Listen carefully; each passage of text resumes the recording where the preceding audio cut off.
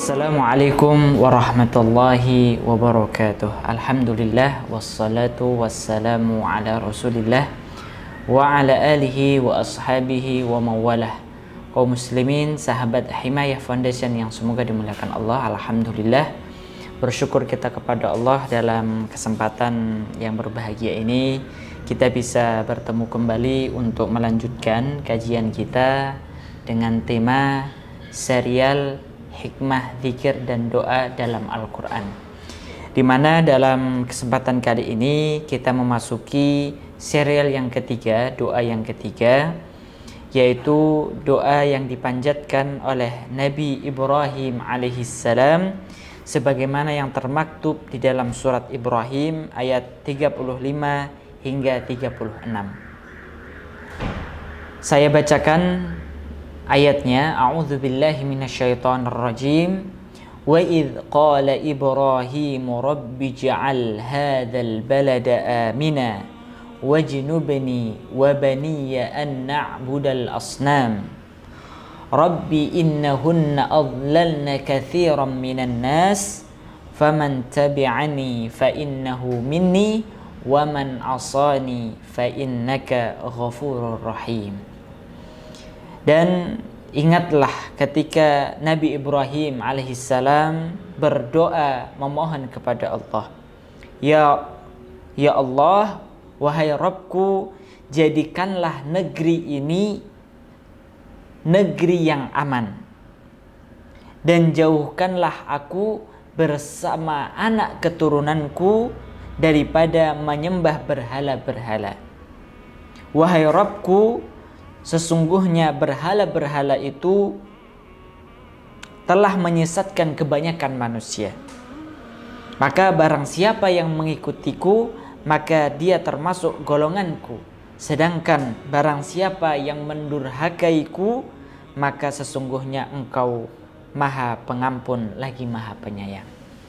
Sahabat Himayah Foundation yang semoga dimuliakan Allah, ayat ini menjelaskan dan mengabadikan, sekaligus mengabadikan doa yang pernah dipanjatkan oleh Khalilullah, kekasih Allah, yaitu Nabi Ibrahim alaihissalam, di mana doa ini merupakan doa yang penting untuk kita fahami maknanya, kita ambil pelajaran yang terkandung di dalamnya, sehingga kita bisa mengamalkan doa ini sebagaimana yang diamalkan oleh Nabi Ibrahim alaihissalam. Maka kita akan coba ambil satu persatu faidah-faidah, ya, pelajaran-pelajaran yang terkandung di dalam doa yang mulia ini. Yang pertama, sahabat sekalian, Allah Subhanahu wa taala menyebutkan, wa idz qala Ibrahim rabbi ij'al hadzal balada amina. Nabi Ibrahim berdoa kepada Allah, Ya Allah, jadikanlah negeri ini sebagai negeri yang aman. Menurut ahli tafsir, para ulama tafsir menyebutkan makna daripada hadzal balada, negeri ini, maknanya itu adalah Makkah al-Mukarramah. Artinya saat Nabi Ibrahim di awal-awal beliau membangun peradaban di tanah ataupun di wilayah Makkah al-Mukarramah, di mana pada zaman dahulu tidak ada satupun manusia yang tinggal di tanah Makkah itu, ya. Tidak sebagaimana sekarang yang manusia menjadikan Makkah al-Mukarramah sebagai tujuan utama untuk beribadah kepada Allah. Dahulu Makkah adalah wadin ghairi dzi zar'in, satu lembah yang tidak ada tumbuhan satupun di sana. Namun berkat daripada doa Nabi Ibrahim alaihissalam, maka beliau memohon keberkahan dari Allah, dan salah satunya adalah beliau meminta kepada Allah, memohon kepada Allah agar Makkah al-Mukarramah itu Allah berikan keamanan di dalamnya. Kemudian begitu pula, sahabat sekalian yang semoga dimuliakan Allah, apa keberkahan daripada yang terjadi dari doa yang dipanjatkan oleh Nabi Ibrahim, yaitu adalah Makkah al-Mukarramah betul-betul kita lihat pada hari ini mendapatkan keamanan dari Allah Subhanahu wa taala. Setidaknya ada 3 bentuk keamanan yang Allah berikan bagi negeri Makkah Al-Mukarramah. Apa itu? Yang pertama adalah aman dari berbagai aksi kriminal. Artinya terdapat larangan khusus dan ganjaran ataupun hukuman yang berat manakala ada orang-orang yang berani melakukan bentuk-bentuk kriminalitas di tanah Makkah Al-Mukarramah. Bahkan dilarang untuk membunuh, dilarang untuk berperang, dilarang untuk mematahkan ataupun merusak tanaman yang ada ataupun berburu hewan yang ada di sekitar situ. Seluruhnya dilarang. Kalau mungkin di selain Makkah Al-Mukarramah ataupun di misalnya di tempat kita di Indonesia, kita berburu hewan yang tidak dilarang, yang tidak dilindungi, tidak masalah, tidak berdosa. Namun di Makkah Al-Mukarramah kita dilarang untuk berburu hewan apapun yang terjadi yang ada di dalam. Ini merupakan bagian bentuk daripada keamanan yang Allah berikan pada Makkah Al-Mukarramah. Kemudian yang kedua, bentuk keamanan yaitu adalah aman dari berbagai bencana alam, gempa bumi dan lain sebagainya. Kalaupun ada itu sangat jarang sekali terjadi di Makkah Al-Mukarramah. Ini bentuk daripada penjagaan Allah, keamanan yang Allah berikan bagi negeri Makkah Al-Mukarramah. Kemudian yang ketiga adalah Allah berikan keamanan berupa aman dari masuknya Dajjal. Aman dari masuknya Dajjal di akhir zaman nanti, di mana setiap tempat di atas muka bumi ini seluruhnya bisa dimasuki oleh Dajjal kecuali Makkah dan Madinah. Ini merupakan bagian daripada bentuk keamanan yang Allah berikan kepada negeri yang diberkahi, yaitu adalah Makkah, negeri Makkah. Nah, sahabat sekalian yang semoga dimuliakan Allah, dan begitu pula kalau kita ingin mengambil pelajaran, bisakah kita tarik keamanan yang Allah berikan di kota Makkah itu kita tarik kepada negeri di mana kita tinggal? Tentunya bisa. Dengan cara apa? Yang pertama adalah memohon, berdoa kepada Allah Subhanahu wa taala agar negeri kita diberikan keamanan oleh Allah Subhanahu wa taala. Dan begitu pula selain berdoa, kita juga harus melakukan upaya-upaya, usaha-usaha agar negeri tanah air yang kita tinggal di dalamnya, yang kita lahir di dalamnya, Allah berikan keberkahan, Allah berikan keamanan. Karena semua orang pasti menginginkan keamanan dan kenyamanan itu terjadi di tempat tinggal mereka, di negeri mereka. Tidak cuma penduduk Makkah dan Madinah saja. Kita semua dimanapun kita berada, pastilah kita mengharapkan, mendambakan negeri yang menjadi tempat lahir kita, bahkan negeri yang kita tinggal di dalamnya, maka mendapatkan keberkahan, keamanan, ketentraman dari Allah Subhanahu wa taala.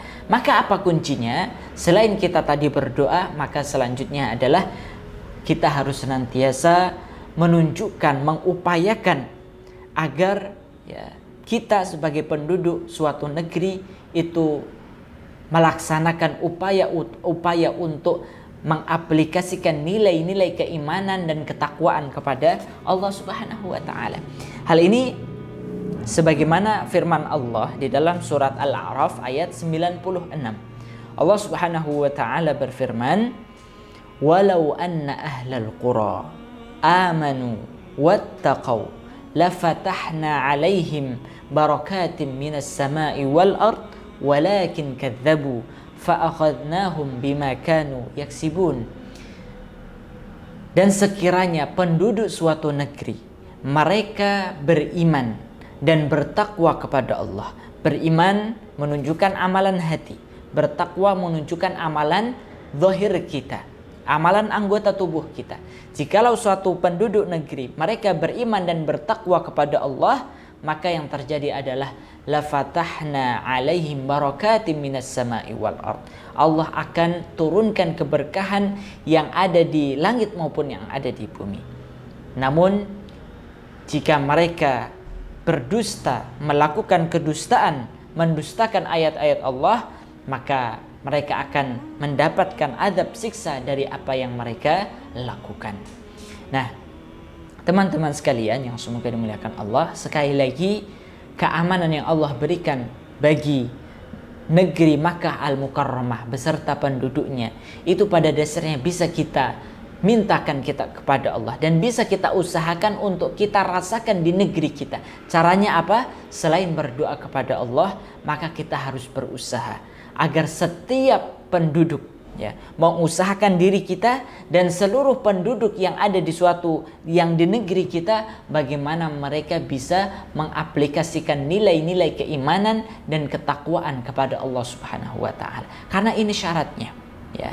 Karena sebaliknya, jikalau sekiranya penduduk suatu negeri mereka tidak beriman, mereka tidak bertakwa kepada Allah, melakukan kemaksiatan, kekufuran dan sebagainya, maka itu adalah sebagai satu sebab Allah menghancurkan suatu kaum. Allah tidak menurunkan keberkahan padanya. Allah tidak menurunkan keamanan pada suatu negeri yang kebanyakan penduduknya mereka tidak beriman dan bertakwa kepada Allah. Ya, maka sebab, kita bisa simpulkan sebab kehancuran dan kebinasaan suatu negeri itu dikarenakan kemaksiatan, kekafiran yang dilakukan oleh penduduknya. Ya. Dan begitu pula, pelajaran yang lain, ini sebenarnya ayat ini Allah tujukan kepada orang-orang kafir Quraisy. Ya, tujuannya apa? Allah ingin ingatkan kepada mereka siapa yang pertama kali membangun peradaban di kota kalian ini, kota Makkah ini. Ya, Nabi Ibrahim alaihissalam. Di atas apa Nabi Ibrahim membangun peradaban di kota ini? Atas dasar tauhid, keimanan kepada Allah. Beliau meminta keamanan untuk negeri ini kepada Allah Subhanahu wa taala. Sehingga harapannya adalah penduduk kafir Quraisy, orang-orang kafir Quraisy tersadarkan bahwa negeri yang mereka tempati, orang yang pertama kali membangun peradaban di situ yaitu Nabi Ibrahim, menancapkan pilar-pilar peradaban dengan tauhid kepada Allah Subhanahu wa taala. Dan begitu pula, sahabat sekalian yang semoga dimuliakan Allah,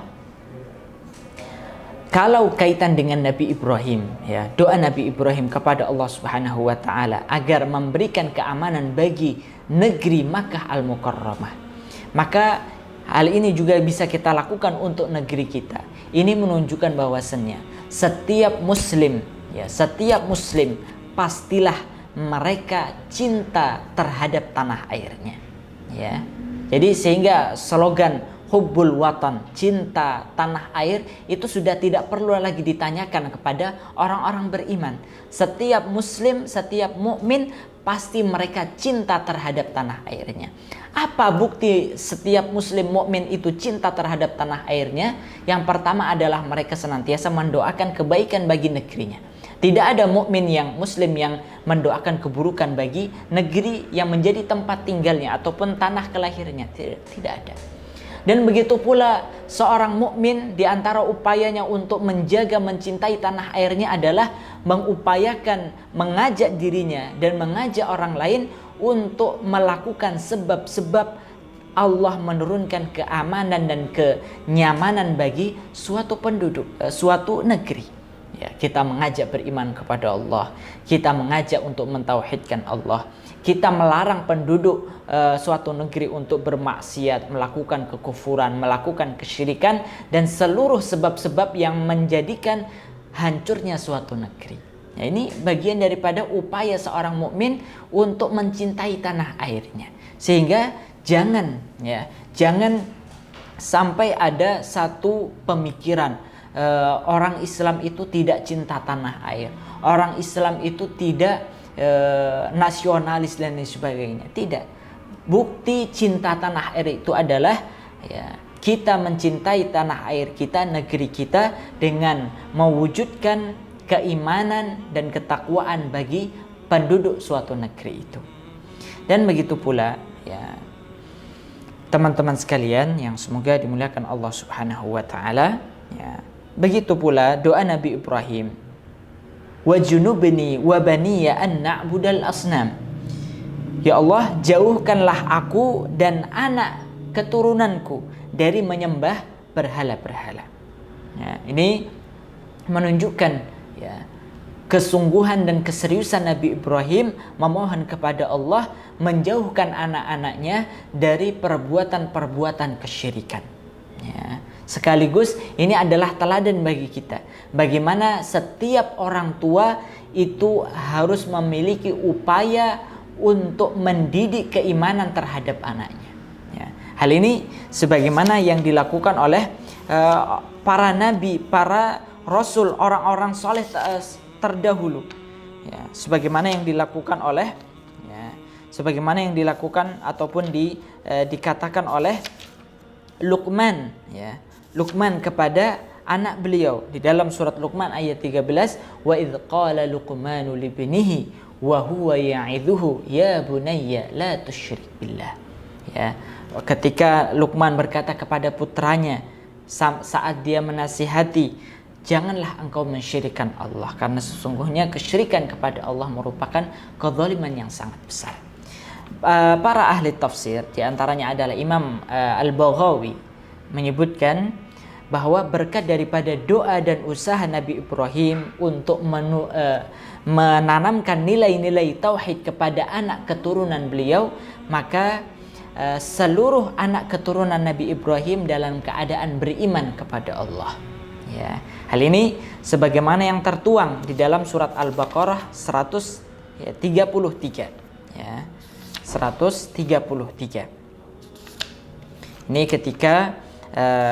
ketika Allah Subhanahu wa taala berfirman, am kuntum syuhada'a idh hadara ya'qubal maut idh qala li banihi ma ta'buduna min ba'di qalu na'budu ilahaka wa ilaha abaika Ibrahim wa Ismail wa Ishaqa ilahan wahida wa nahnu lahu muslimun. Ya, dan ingatlah saat Nabi Ya'qub ya akan wafat, maka beliau berkata kepada anak beliau, apa yang akan kalian sembah sepeninggalku? Maka anak-anaknya berkata, kami akan menyembah, ya, tetap menyembah Rabbmu, yaitu adalah Allah, dan begitu pula Rabbnya bapak-bapakmu. Siapa bapak-bapak Nabi Ya'qub? Yaitu adalah Nabi Ibrahim, Nabi Ismail, ya Ishak, di mana seluruhnya ini adalah keturunan daripada Nabi Ibrahim alaihissalam. Ya, ini berkat daripada doa yang dipanjatkan oleh Nabi Ibrahim alaihissalam. Mengapa kita dianjurkan ataupun diperintahkan untuk menjauhi perbuatan-perbuatan kesyirikan, menyembah berhala? Hal ini dikarenakan Rabbi innahunna adlalna katsiran minan nas. Karena sesungguhnya perbuatan kesyirikan itu ya telah banyak menelan korban, telah banyak menyesatkan manusia, ya. Telah banyak menyesatkan manusia. Ya. Kesesatan ataupun kebinasaan ya, di dunia maupun di akhirat. Ini akibat daripada perbuatan kesyirikan kepada Allah. Karena perbuatan kesyirikan, ada orang yang rela membunuh saudaranya. Karena perbuatan kesyirikanlah seseorang ya mendapatkan murka dari Allah Subhanahu wa taala, dan seterusnya. Karena kesyirikanlah Allah menghancurkan dan membinasakan suatu kaum, suatu negeri. Ya. Sehingga akibat buruk daripada perbuatan syirik itu sangat-sangat jelas. Sehingga Nabi Ibrahim berkata, Rabbi innahunna adlalna katsiran minan nas. Sesungguhnya perbuatan syirik itu telah banyak menyesatkan manusia, membuat manusia lalai daripada Allah, membuat manusia ingkar kepada Allah, membuat manusia tidak mengenal apa tujuan hidup mereka. membuat manusia tidak mau memohon meminta kepada Allah. Ini seluruhnya adalah akibat buruk yang ditimbulkan dari perbuatan kesyirikan. Maka oleh karena itu, ini bagian daripada dakwah Nabi Ibrahim, bagaimana mengajak manusia untuk mentauhidkan Allah dan menjauhkan manusia dari mensyirikan Allah Subhanahu wa taala. Doa ini disertai dengan upaya usaha beliau di dalam mendakwahi kaumnya. Maka di akhir Nabi Ibrahim berkata, "Faman tabi'ani fa innahu minni." Barang siapa yang mengikutiku, mengikuti petunjukku, maka dia termasuk golonganku. Nah, sahabat sekalian yang semoga dimuliakan Allah, ini menjadi perintah bagi setiap manusia untuk mengikuti petunjuk nabinya. Kita sebagai umat Nabi Muhammad SAW diperintahkan untuk mengikuti petunjuk beliau. Dan ketika kita tidak mengikuti petunjuk beliau, maka ini menjadi sebab kesesatan kita. Dan begitu pula mengikuti petunjuk Nabi merupakan bagian ataupun bentuk daripada kecintaan kita kepada Allah. Allah Subhanahu wa taala berfirman, "Qul," katakanlah wahai Muhammad, "in kuntum tuhibbunallah," kepada kaummu, jika betul-betul kalian mencintai Allah, maka buktikan. Apa buktinya? Fattabi'uni, ikutilah petunjukku. Ini bagian daripada konsekuensi kecintaan kita kepada Allah dan Rasulnya. Bagaimana kita mau dikatakan sebagai orang yang mencintai Allah dan Rasulnya ketika kita tidak mau mengikuti petunjuk Nabi kita? Baik. Dan begitu pula mengikuti petunjuk Nabi, mengikuti petunjuk Nabi dan Rasul ini menjadi jalan keselamatan, jalan keselamatan. Hal ini sebagaimana yang Allah Subhanahu wa taala sebutkan di dalam surat Al-Qasas ayat 65. Yauma yunadihim fayaqulu madza ajabtumul mursalin. Ketika Allah mengumpulkan manusia dari seluruh pengikut nabi yang ada, maka Allah tanya kepada mereka, apa jawaban kamu terhadap para rasul? Apakah pengingkaran ataukah ketaatan? Seluruh kita akan dimintai pertanggungjawaban kita terhadap dakwah Nabi kita.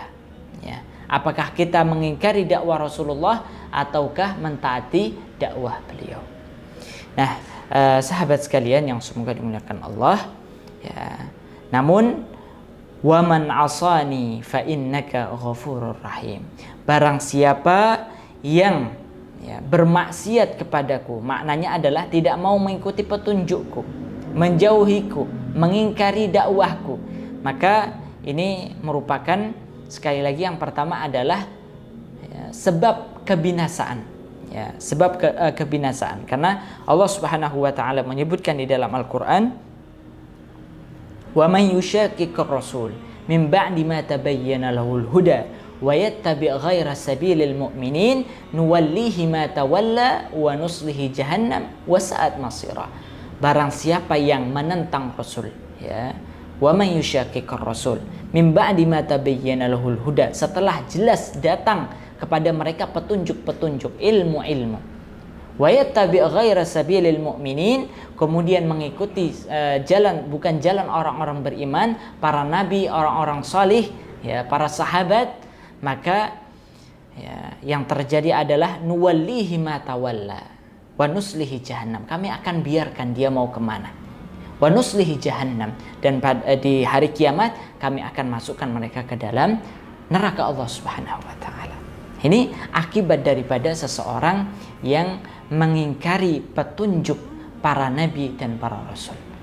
Sahabat Himayah Foundation yang semoga dimuliakan Allah Subhanahu wa taala, inilah pelajaran-pelajaran yang bisa kita ambil dari satu doa yang dipanjatkan oleh Nabi Ibrahim alaihissalam, di mana dengan doa ini bisa kita amalkan dalam keseharian kita. Tujuannya apa?